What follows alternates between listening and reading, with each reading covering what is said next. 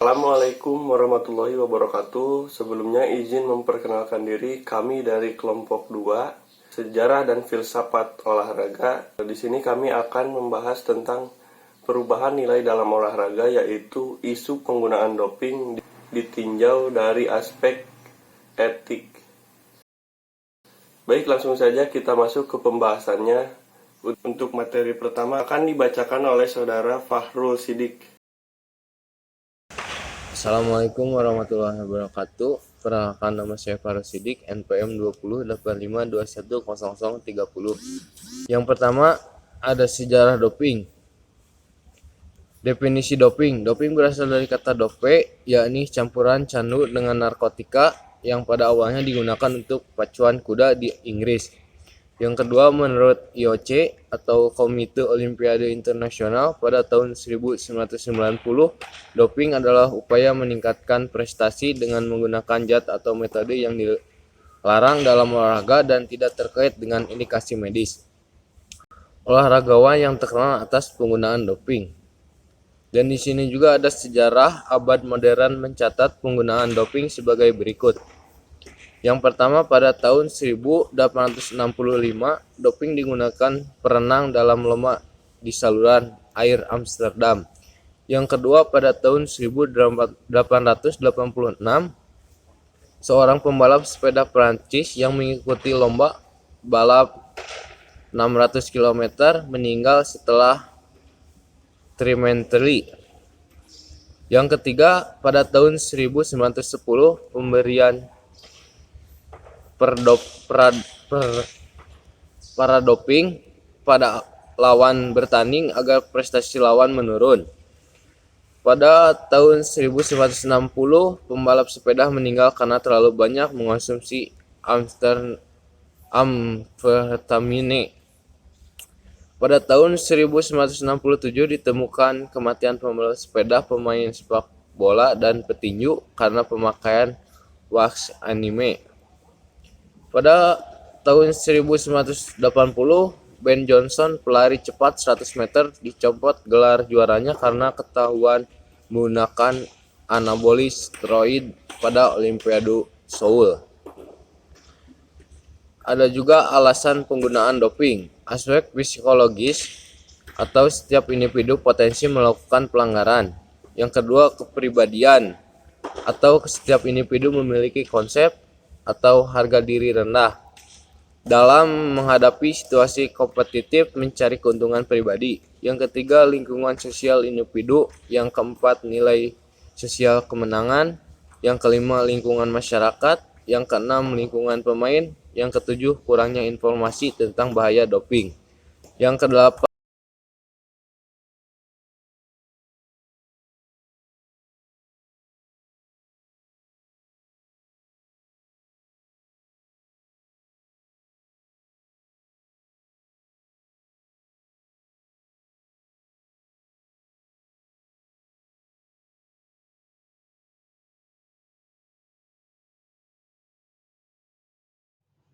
Assalamualaikum warahmatullahi wabarakatuh.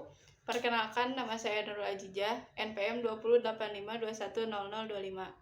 Di sini saya akan melanjutkan presentasi dari Saudara Ridwan Ramadan. Alasan pelarangan doping. Yang pertama, alasan etis. Penggunaan doping melanggar norma fair play dan sportivitas yang merupakan jiwa olahraga. Yang kedua, alasan medis, membahayakan keselamatan bagi penggunanya, dan atlet akan mengalami kecanduan, kebiasaan, dan ketergantungan obat. Zat-zat doping. Zat-zat doping dikelompokkan ke dalam 7 golongan, yaitu yang pertama, stimulan, terdiri amfetamin, kafein, kokain, apedrin, dan lain-lain. Yang kedua, narkotik analgesik, terdiri dari metadon, morfin, oksidon, dan lain-lain. Yang ketiga, anabolik androgenik, terdiri dari testosteron, balasteron, dan lain-lain. Yang keempat, anabolik non-steroid, terdiri dari klenbuterol, zeranol, dan lain-lain.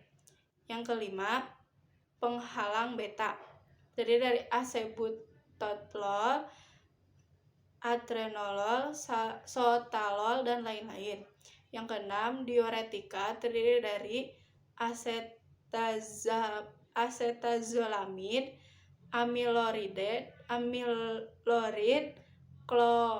klormerodrin, dan lain-lain. Yang ketujuh, peptida hormon, terdiri dari growth hormon, adrenokortikohormon, dan lain-lain. Metode doping yang dilarang. Yang pertama, doping darah atau blood doping atau autotransfusi, yaitu pemberian darah sel darah merah, pembawa oksigen buatan, dan produk darah yang terkait dengan atlet. Yang kedua, manipulasi farmakologik, kimia, dan fisik, yaitu penggunaan bahan atau metode yang mencoba mengubah, atau diharapkan dapat. Untuk materi selanjutnya akan dibacakan oleh saya sendiri. Jenis-jenis doping yang dilarang oleh World Anti-Doping Code atau disingkat WADC. Jadi singkatnya, WADC ini adalah organisasi anti-doping dunia.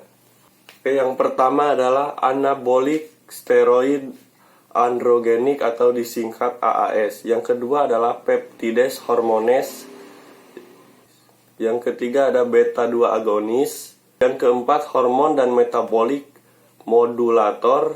Yang kelima adalah diuretik dan masking agent lainnya. Yang keenam stimulan. Yang ketujuh narkotik, analgesik. Yang kedelapan cannabinoids. Yang kesembilan glukokortikosteroid. Yang ke-10 alkohol, dan yang terakhir adalah beta blocker. Oke, selanjutnya dampak doping. Doping memang terbukti bisa menambah stamina dan performa seorang atlet. Tetapi di samping itu semua, ada juga dampak negatif bagi tubuh seorang atlet itu. Apa sajakah itu?